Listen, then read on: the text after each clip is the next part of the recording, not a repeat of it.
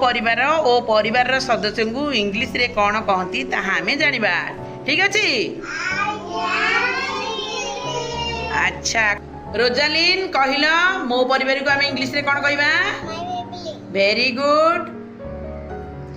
अच्छा लिप्सा तमे कहिलो हमें जेजे बाबा को इंग्लिश रे कौन कहबा। Very good. रूपम कहिलो हमें जेजे माँ को इंग्लिश रे कौन कहबा। Grandmother. Very good. Pragya बापा को इंग्लिश रे कौन कहबा।